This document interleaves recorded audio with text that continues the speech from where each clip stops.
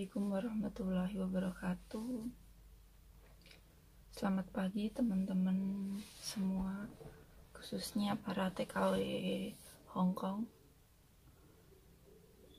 yang sedang libur ataupun yang nggak dikasih libur hari ini. Bagaimana kabarnya semua? Sesuai judul, di konten kali ini aku ingin curhat pengalaman aku saat aku kerja di Hong Kong bisa bertahan sampai sekarang ya teman-teman. Sebelumnya terima kasih aku ucapin pada kalian para subscriberku yang udah ngikutin konten aku sampai saat ini, dan buat kalian yang barusan gabung, jangan lupa di subscribe dulu dan like, share, dan aktifkan notifikasi loncengnya ya teman-teman. Terima kasih.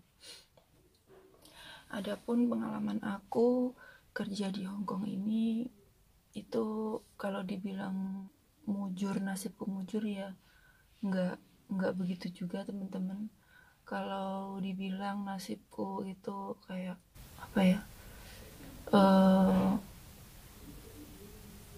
apa ya bahasa Indonesianya,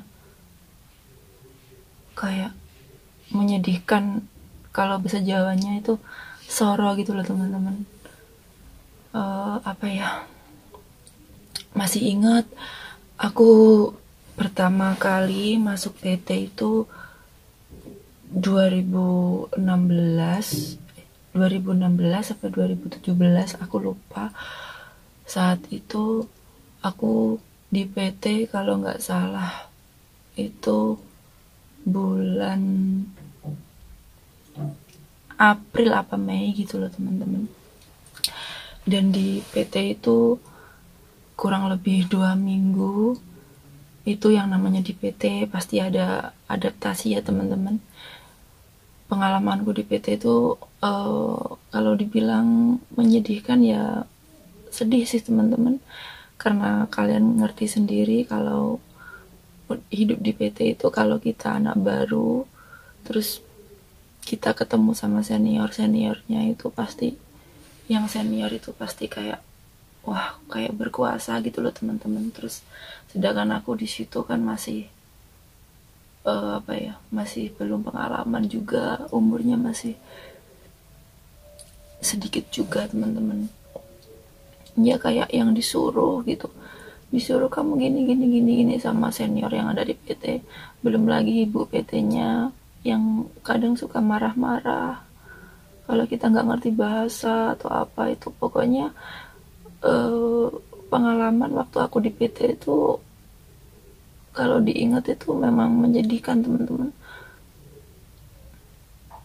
Dan alasan kenapa aku bertahan di PT sampai aku terbang tuh karena aku pribadi, aku masih punya seorang adik waktu itu yang masih sekolah SMK teman-teman. Waktu itu masih kelas 3 SMP, dan dia mau ngelanjutin ke SMK ya teman-teman. Dan itu pada saat itu juga aku masih sebetulnya tuh aku masih kerja di Lumajang teman-teman. Waktu itu aku kerja nyales kayak mie sedap, saus, terus pokoknya yang kerupuk mentah itu, snack gitu teman-teman.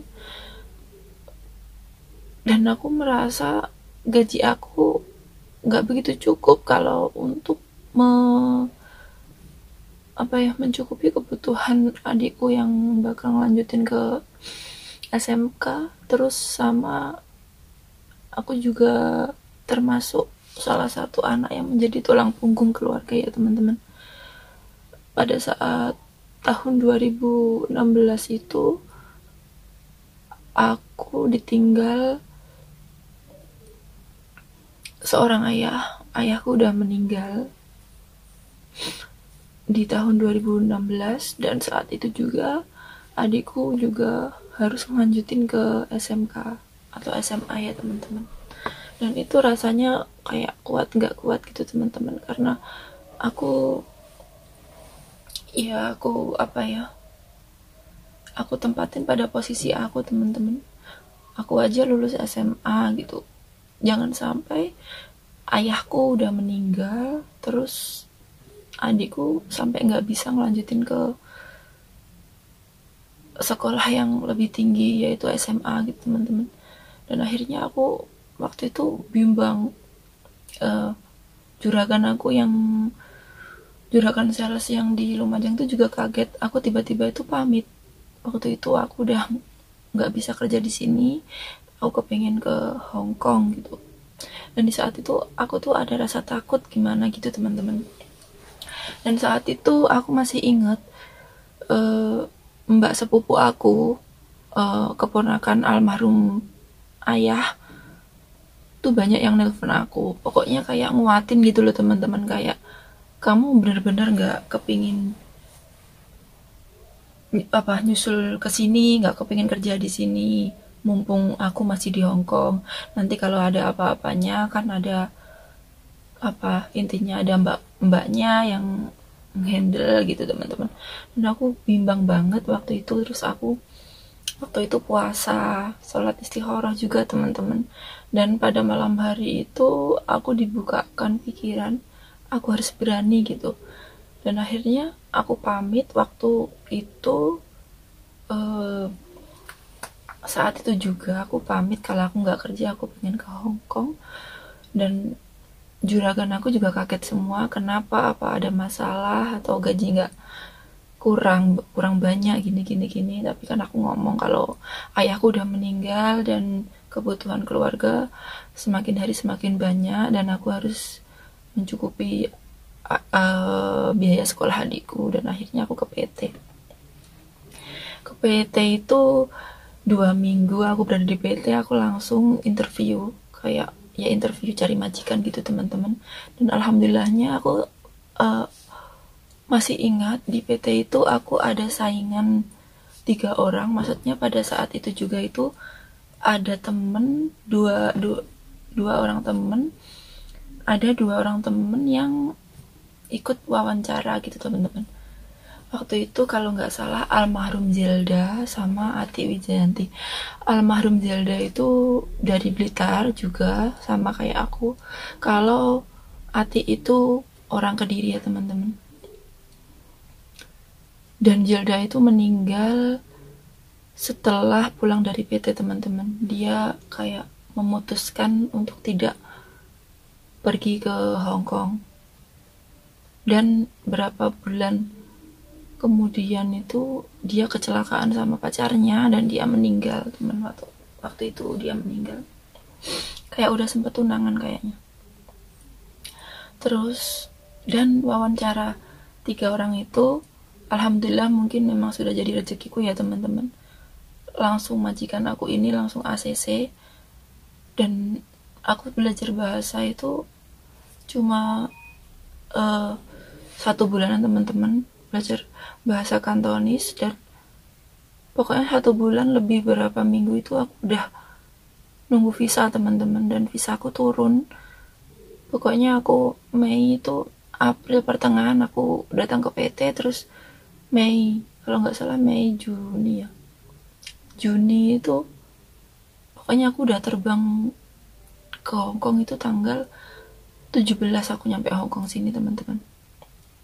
Dan aku masuk ke rumah majikan itu tanggal 18-nya, setelah aku ke agent di Hong Kong dulu. Aku nunggu 1 hari terus dijemput majikan. Dan saat itu aku ketemu pertama kali itu malam hari teman-teman, kayak Isya kalau nggak salah Isya. Itu aku takut banget, aku nggak ngerti bahasa. Waktu itu majikanku tanya, nama kamu siapa? Itu aku udah blank, sama sekali blank. Dia majikanku ngomong, nama kamu Nitan. Iya, kamu udah makan belum? Pokoknya kayak pengenalan gitu teman-teman. Aku tuh takut, nggak ngerti bahasa, nggak ngerti apa. Dan waktu pertama kali aku masuk rumah majikan ini tuh bener-bener majikanku jahat banget teman-teman, bener-bener jahat banget. ngomongnya apa ya, kayak aku harus jalanin ini gitu loh. Sempet di sini kan aku bukan jaga sih, tugas aku cuma bersih-bersih rumah aja sama masak aja teman-teman.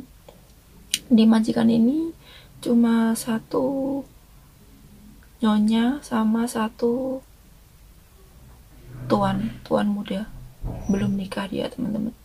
Nyonya aku sekitar umur 57 waktu aku pertama kesini tuh 57, dan anakku maksudnya tuan mudaku itu umur 28 teman-teman. Dan itu hari-hari tuh aku jalanin cuma kalau nggak salah 2 minggu sampai 1 bulan itu teman-teman. Aduh, nangis terus aku teman-teman. Kayak kayak gimana ya? Ya Allah, kerja di luar negeri tuh seperti ini, nggak sebagus foto profil yang ke mall-mall liburan gitu teman-teman. Dan setiap hari itu namanya aku belum bisa bahasa, belum berpengalaman kerja di luar negeri juga teman-teman. Jadi majikanku tuh bener-bener jahat teman-teman. Dia itu setiap hari itu nggak ada kata-kata selain nggak marah-marah gitu teman-teman. Pokoknya itu dia ngomong, kamu itu bodoh, kamu itu nggak bisa kerja, kamu itu nggak mau belajar, kamu itu nggak berguna di sini, kamu tuh pokoknya bikin aku pusing kepala, dasar bodoh, dasar nggak berguna, aku gaji kamu itu apa ya, buang-buang duit, kamu tuh nggak ada gunanya kerja di sini gitu teman-teman. Dan aku waktu itu kan aku masih pertama kali maksudnya aku masih pertama kali kerja di Hong Kong juga, terus kayak takut gitu loh teman-teman. Takutnya gini, ya Allah, jangan sampai aku tuh dipulangkan Indonesia atau bahasanya itu di interminate gitu teman-teman. Aku nggak mau, karena satu, kebutuhan keluarga aku yang pasti aku butuhin, dan adikku udah daftar SMK juga, dan saat itu kakak-kakakku udah nikah gitu teman-teman, dan dia mikir yang pastinya ya mikir keluarganya sendiri ya teman-teman, maksudnya kan udah berkeluarga gitu. Dan di situ kan yang belum nikah aku, jadinya yang kayak menjadi tulang punggung keluarga itu ya aku gitu teman-teman. Mau gimana lagi, orang ayah udah meninggal. Pokoknya nggak ada kata-kata kayak gimana. Terus majikanku tuh kalau sekali, maksudnya itu kalau sekali marah itu, wah semua itu dikatain. Pokoknya kamu tuh dasar nggak bisa kerja, dasar bodoh, dasar gini gini gini gini, semuanya diucapin teman-teman. Dan itu aku hanya diam dan pokoknya kerja, Bismillah gitu. Terus saat itu, waktu itu aku ya udah pokoknya aku nangis, sempet nangis tiap hari nangis.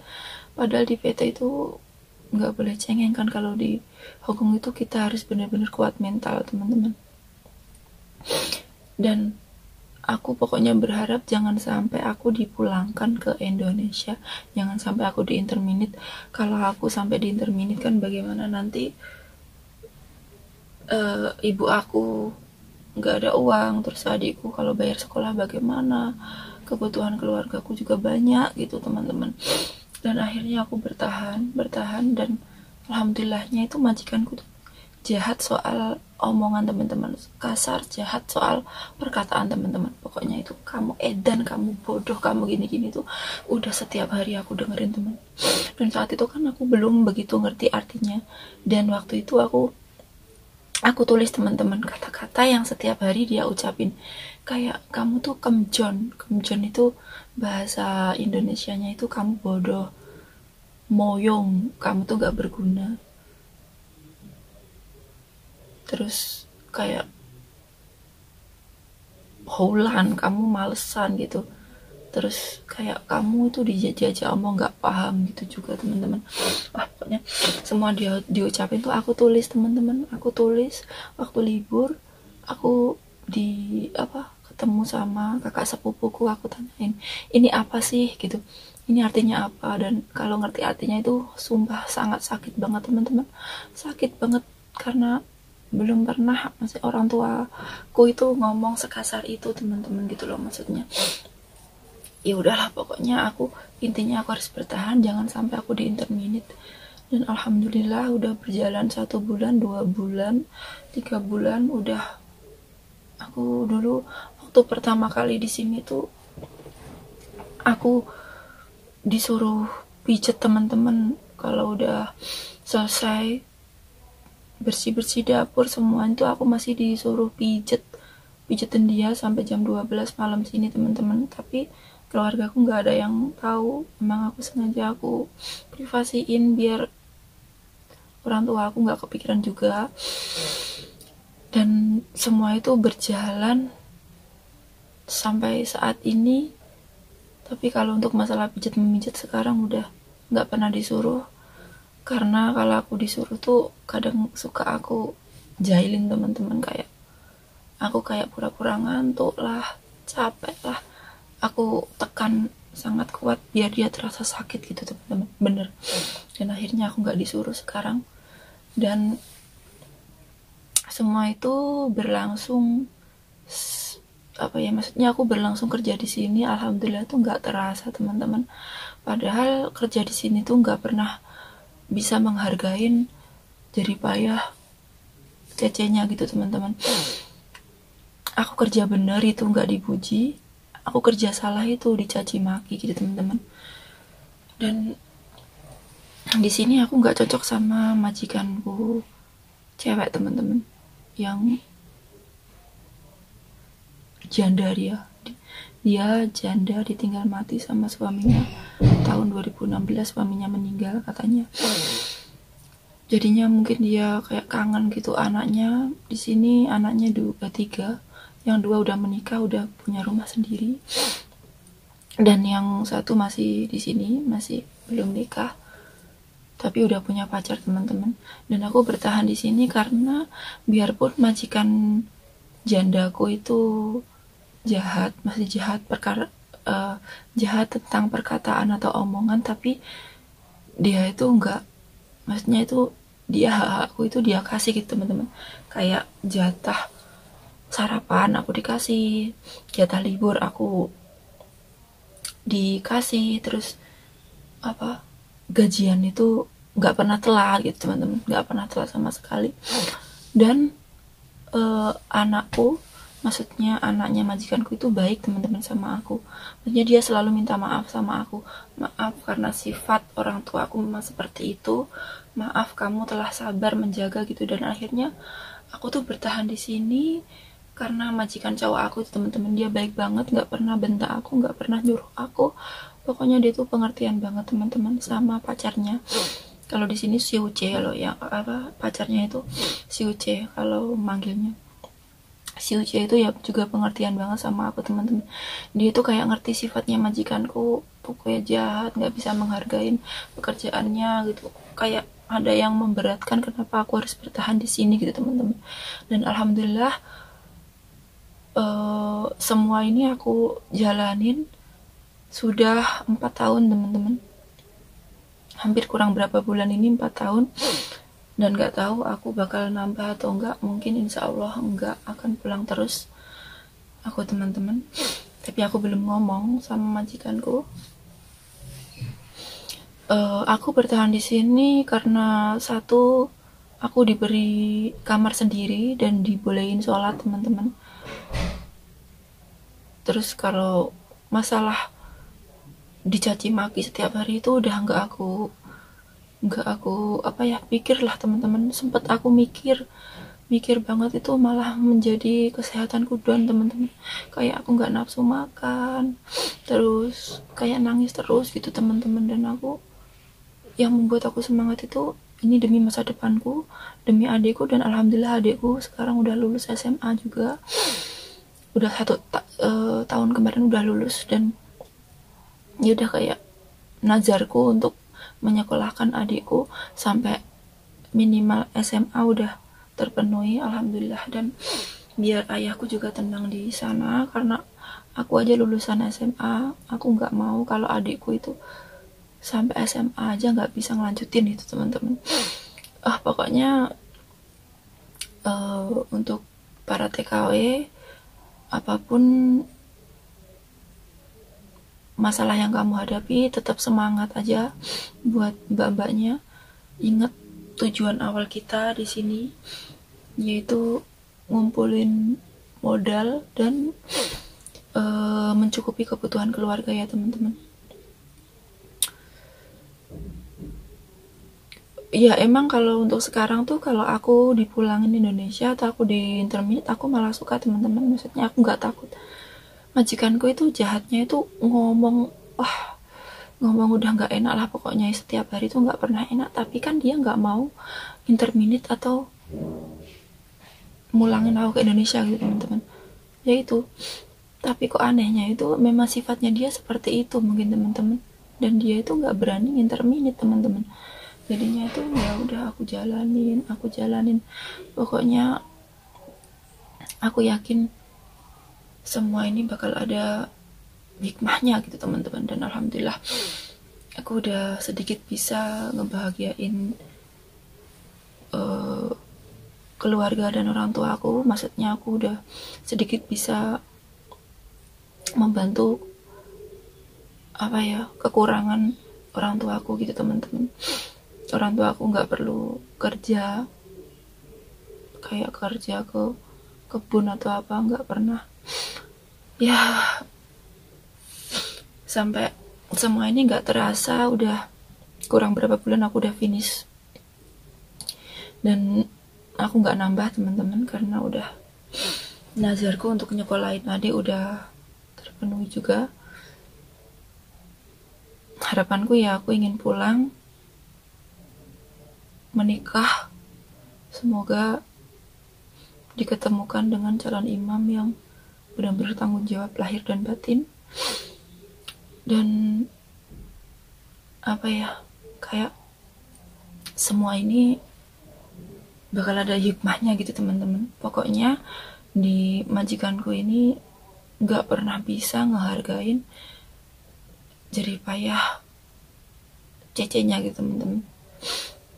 Meskipun aku kerja capek gitu, ya nggak ada kok kamu tuh capek istirahat gitu, nggak ada teman-teman.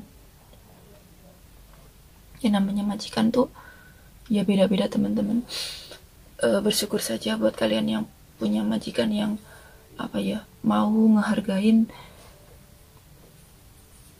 kayak pekerjaannya cecenya gitu, mau dia bisa ngehargain gitu. Pokoknya secapek apapun pekerjaan kita, kalau majikan kita itu bisa ngehargain itu nggak terasa capek teman-teman. Nggak kayak aku tuh udah kerja beberapa tahun di sini tapi nggak bisa ngerasain bagaimana dihargain pekerjaanku sama majikanku gitu. Tapi kalau majikan cowok itu selalu bilang kalau masakan tuh enak gitu, besok masak ini lagi ya. Kalau diambilin apa-apa gitu, terima kasih gitu. Kalau diambilin makanan atau diambilin sup atau nasi itu, terima kasih Nita gitu.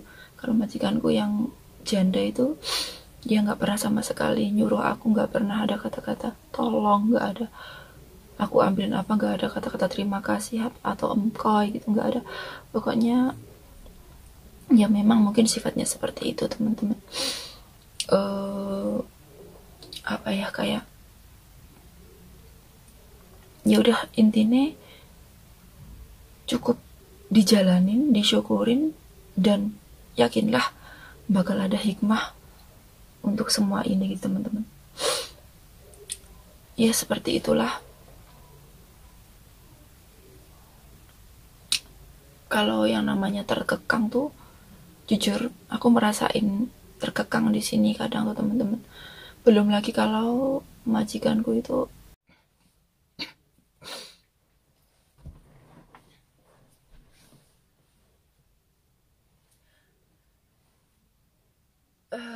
pesan aku untuk para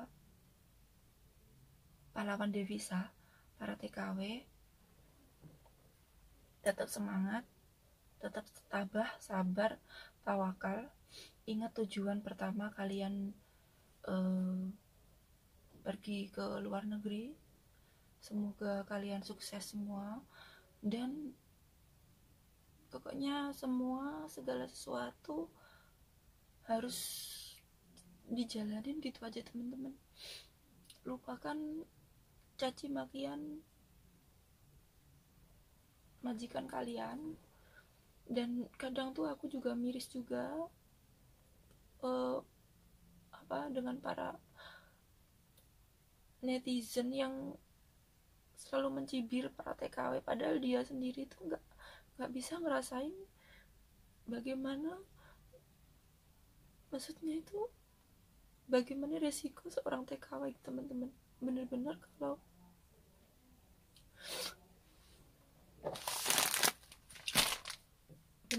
kalau kita itu nggak kuat mental, kita bisa stres teman-teman di sini, karena kita belum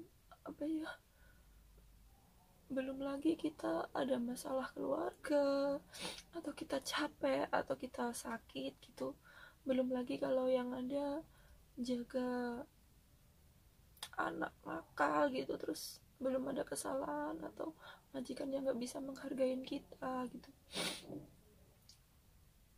Suka sedih aja kadang melihat cibiran para netizen tentang seorang TKW. Gak ada yang mau jadi TKW kalau nggak punya cita-cita atau keinginan gitu teman-teman.